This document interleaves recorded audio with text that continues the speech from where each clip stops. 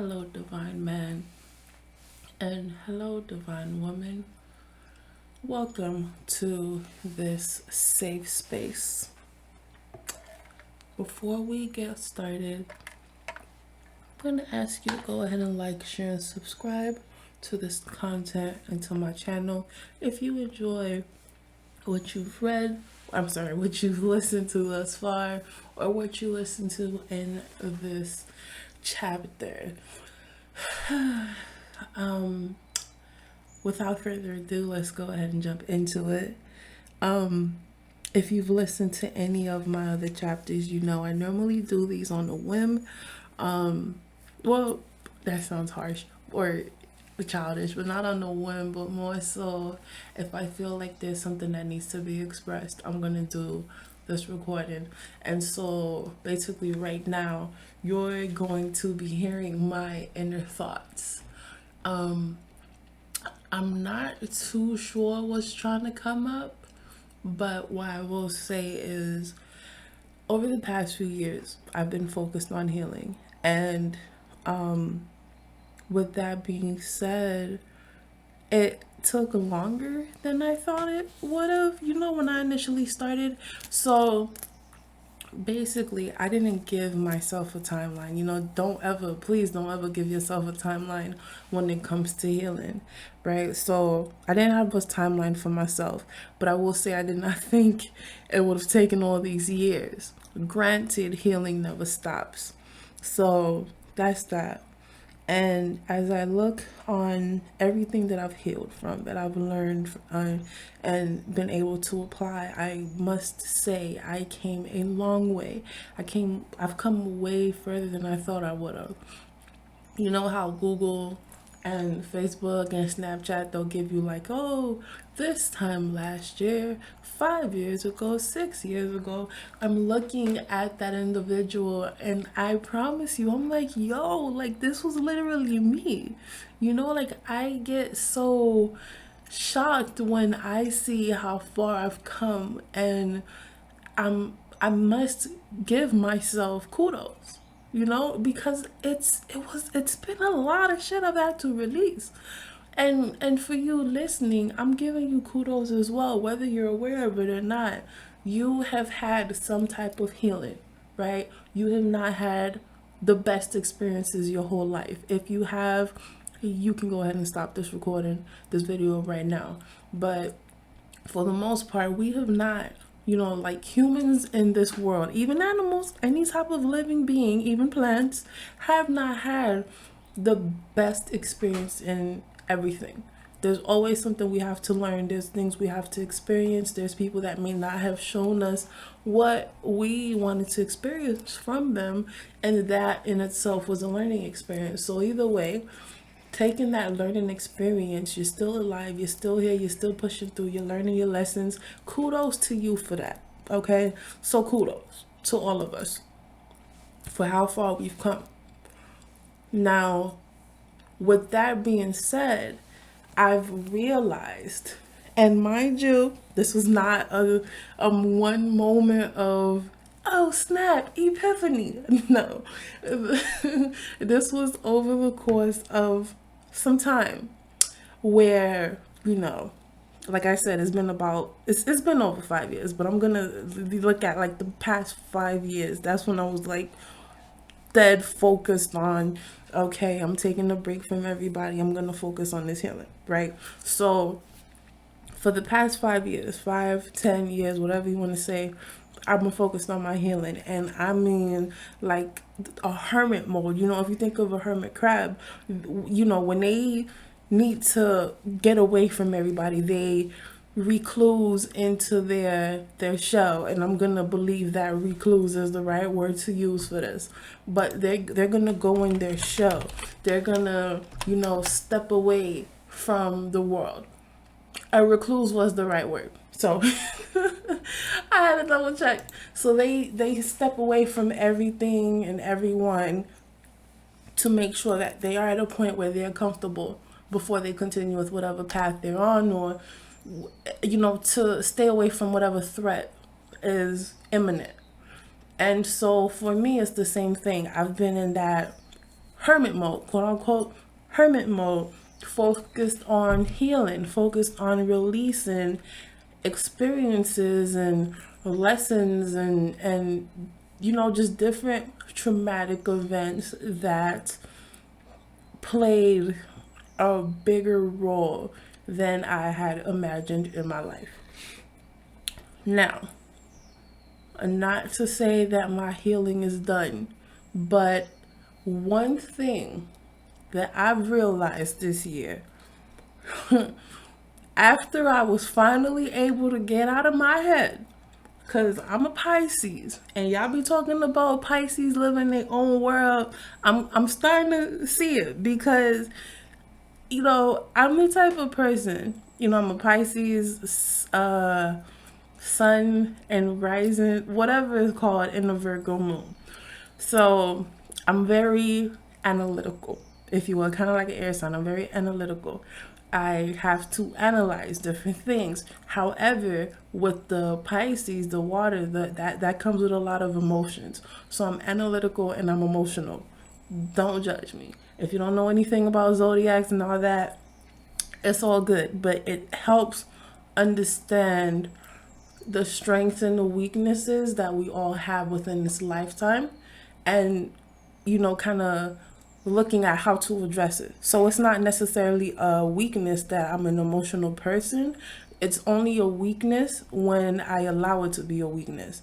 And so when I can get to, I or anybody can get to the point where those emotions are balanced, which is a daily struggle, that weakness, right, quote unquote weakness, then becomes a strength because you understand when to use your emotions, when to be more analytical.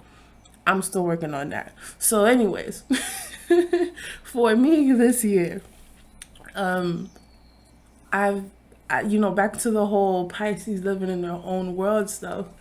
I never really understood it because, again, I'm a literal person. So I'm hearing this, I'm like, what? So you trying to tell me there's a whole nother world?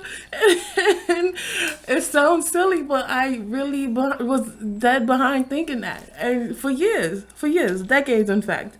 And so this year I realized what it meant. It's not that you're like, you have a whole imaginary world. It's more so that trying to process everything, you get in your head a lot, you get in your feelings a lot. So personally for me, when things were happening on the physical plane in the real world, I would have to kind of close off from everybody. At least this is the patterns that I've developed over in my lifetime, this life.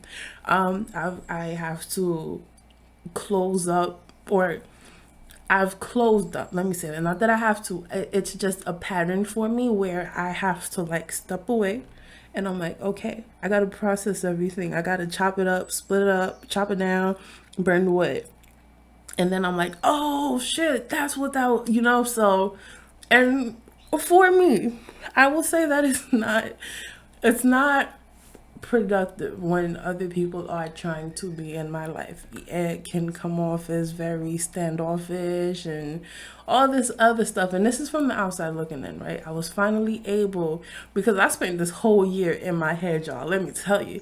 I'm over here trying to figure things out. So I'm like, all right, what am I going to do next? Okay, boom, I'm going to do that. Let me figure out how I'm going to do that.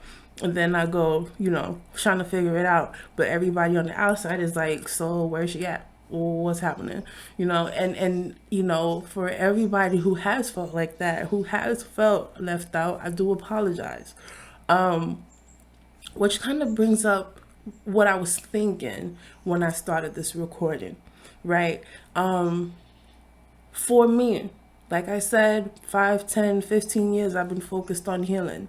And not to say that my healing journey has stopped. My healing journey is still going. I've had to heal from a lot of stuff, and I'm trying to tell you, a lot of that stuff that I had to heal from, it was very necessary for me to be alone because and so I realized, now that I'm out of my head and whatnot, not that I can't continue to heal, but I'm noticing there, I was let me say, for a good while, I was getting to the point where I'm like, okay, what other type of healing do I need to do? Like I've basically healed from, everything that I can think of. So what now? And it was getting into a pattern of, I wasn't complacent, but I was getting to the point where it could have led to me being complacent. I hope that makes sense. Basically, I had been focusing on my healing so much that there was nothing I could do but continue to elevate, because if I stayed where I was at, it would have become complacency, like I would have been complacent. So, I realized, after all these years of me just being to myself, trying to figure stuff out, it's now been time for me to get to the point of start socializing again. But the challenge for me is I've gotten used. I've gotten used to being alone. I've gotten used to not having to worry about anybody or doing this and that and da da da da. And so before I continue with that part, I'm gonna go back a little bit to where the last pin was left. I said it in my mind, I didn't say it out loud. When you focus on your healing, it's gonna look different for everybody. But there comes a point in time where you reach, like, I don't like the peak, not that it stops, but you reach the peak of how much healing you can do by yourself, right? So let's say you start focusing on healing. It's gonna look different for everybody, right? You're not gonna be alone. Like if you're married and stuff, you're not gonna be alone if you're going through healing and stuff. But there's a point where you have to look inward to heal, right? Let's use Shrek as an example. Yes, let's use the onion example. There's layers, right? So if you look at the onion example from Shrek, because I've watched Shrek like a million times, and I've watched it a million times. If you're looking at Shrek, he talked about onions having layers. It's the same way. If you compare yourself to an onion or a cake, there's only so many layers of healing that you can uncover by yourself. After you after you heal those different layers, you then get you still have healing to do, right? You still have layers that are left over, and it requires you to interact with other people to help peel back those layers. So basically, everybody's healing journey is different, right? But there's a certain point in time where there's triggers that sit on your sleeve that you can see, you can feel, and you focus on healing. And then as you start going deeper and deeper and deeper, other people serve as mirrors to what you aren't really able to see by yourself. So for example, I've connected with a few people where I realized down the line that I had a fear of abandonment or a fear of rejection or a fear of this or a fear of that. Me by myself, I was not able to see that. I could have assumed it based off of behaviors in the past, but until I was put in a position of, okay, I've healed the traumas that are on my sleeve, like it's time to get deeper. I can't get that deep by myself. I can't put myself in situations for that to happen. And so after I've healed, like the triggers that were affecting my daily life, it's time to start getting deeper. And as you get deeper, you can only do that when people put you in a position to be triggered, when your boundaries get tested and this and that. And so what I'm trying to say with all of this, as you heal, get ready to go deeper. As you improve who you are as a person on a daily basis, it's going to ask you for more. And you have to be willing to give that more. You have to be willing to challenge your boundaries, your limitations. You have to be willing to put yourself in a position to be the best person that you can possibly be. And it's not fun. It's gonna consist of facing uncomfortable emotions, lonely nights, uncomfortable realizations about yourself and people that may be close to you. But it's absolutely necessary for you to become that best person possible. I'm gonna pause it here, but we'll continue this in the next chapter.